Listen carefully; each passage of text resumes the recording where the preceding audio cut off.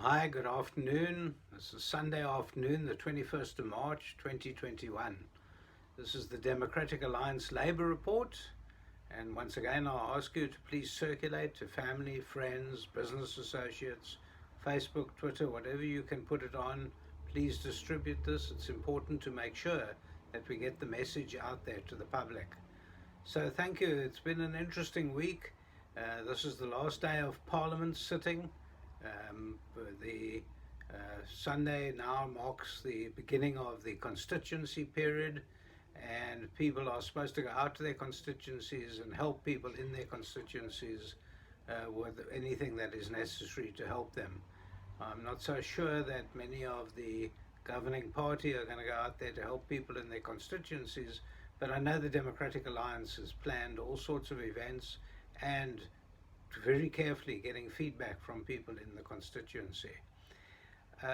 This is also a period where we have to start looking again during this constituency period to holding the Department of Employment and Labour to account and to looking at them very carefully. And there are a whole lot of things that I've planned during this constituency period over the next month and a half to go and investigate things at the Department of Labour. If you have anything that you would like me to investigate, I'm more than happy to look into it, and you'll get my email address at the end of this. But we will take things up in a big way. Now, we've had a very interesting report back from the Minister of Employment and Labour, Thulas Nkezi, on fraud. They've apparently been able to recover about 2 billion rand back on the UIF payments, the bad payments. You will understand that most of this fraud seems to be from internal parties at the UIF. In other words, state employees seem to have been crooking the system. Obviously, some employers did as well. They will be prosecuted in due course, and it'll be interesting. Now, we're not going to shrink away from asking the questions, the hard questions. Like, for instance, what happened to the top management team of the UIF? Have they been prosecuted? Have they been dismissed? What's happened? They've been on suspension for about 6 months on full pay, probably even getting their increase. And at the time when we asked, we were told not to interfere. So thank you once again. I'm Michael Bagram, the Labour spokesperson or the Democratic Alliance. And as I said, this is Sunday, the 21st of March, 2021. The CCMA, which is the Commission for Conciliation, Mediation and Arbitration, has been under enormous whip. We've spoken about this in past postings.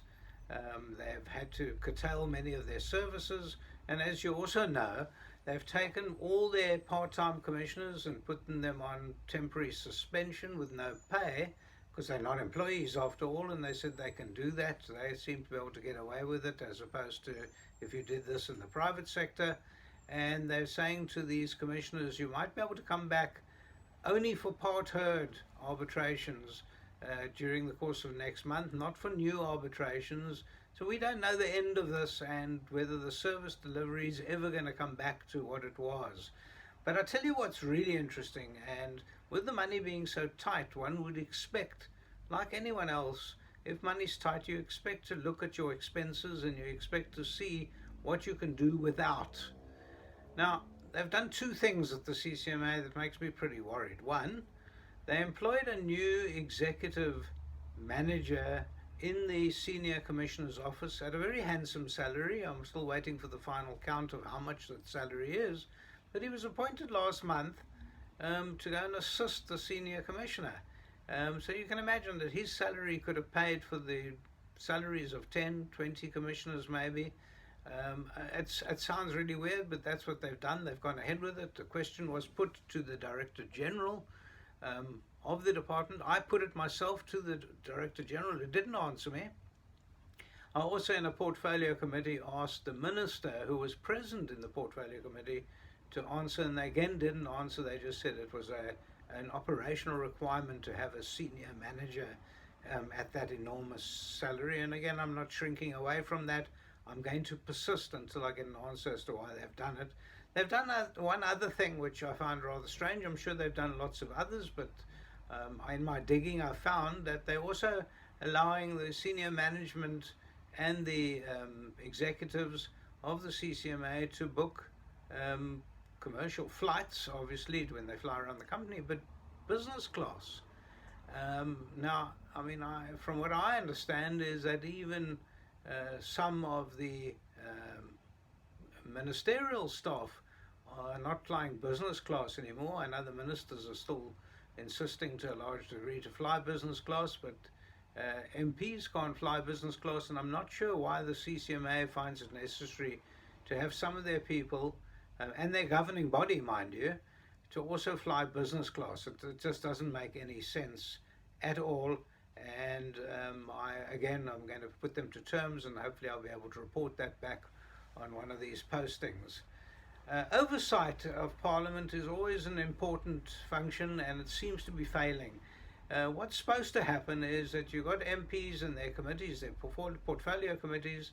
They're supposed to be showing up where government is failing. They're supposed to be looking at departments with a jaundiced eye and showing up where government is failing. But this seems to be very strongly covered by the ANC. They're not keen on us to ask these strange questions. Now, you will recall about 10 months ago, I accused the minister of there being a certain amount of fraud at the UIF, and I was hushed up very quickly. In fact, I got muted whenever I tried to ask it. It was always on Zoom, because we weren't having physical meetings. The portfolio committee is still not having physical meetings, so it's very easy for a chairperson just to switch you off and to not allow it. But in fact, I got threatened. You will recall in one of my postings, I'd been threatened with disciplinary action.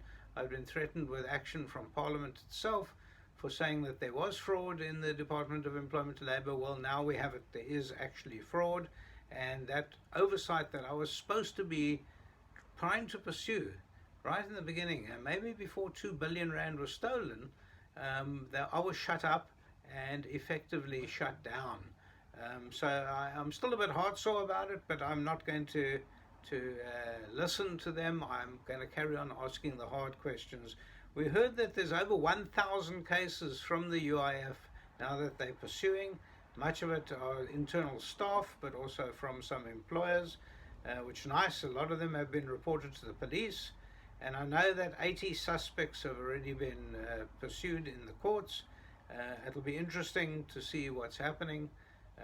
Like I say, we will follow up on it and make sure from a Democratic Alliance point of view that we can pursue this, because the UIF keeps telling us they're running out of money, but they were quite happy to have 2 billion rand stolen.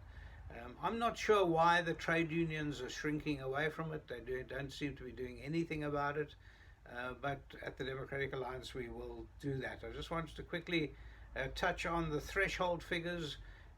The UIF and the Workmen's Compensation and BCEA and etc. have all got threshold figures from the Minister. Now, the Basic Conditions of Employment Act, which is the basis of employment rights in South Africa, has a threshold. That is 17,633 rand and 3 cents. 17,633 rand per month. If you're earning over the 17,000, let's call it 17,700 per month, then you are exempt from paying that employee things such as overtime, meal intervals, daily rest periods, Sunday pay, night work pay, public holidays, etc. I can go through a whole list. So it might be important, if you have an employee, a senior employee who's earning around about that figure, to lift them above 17,700, because it'll probably save the business a lot of money, because then you don't have all the hassles of paying the overtime, the Sunday, the public holidays, etc. We're about to embark upon a series of public holidays. In fact, tomorrow is one.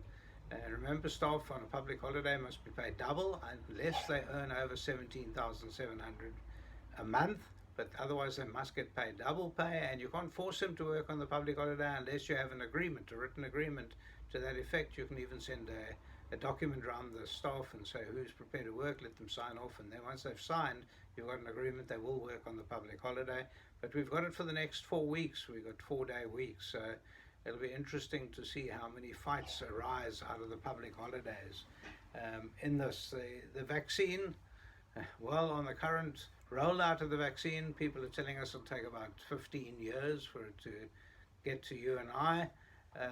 The bottom line is, I know that the Western Province is desperately trying to bring in its own vaccine. I know they're very far down the line, and from what I understand is they are planning to bring in their own vaccine, so we won't have to wait the 15 years that the rest of the country will have to wait for. I know that the Department of Agriculture is thinking on having oversights on farms, but we've been assured by the Minister of Employment and Labour that the farmers are paying the minimum wage. He said so in answer to a question when I said the minimum wage will probably lead to a lot more retrenchments, which I think it will. He said no, but the farmers seem to be following up on that. So once again, Liz, thank you for listening to me. It's Michael Bagram, Sunday the 21st of March 21, on behalf of the Democratic Alliance. I really appreciate it.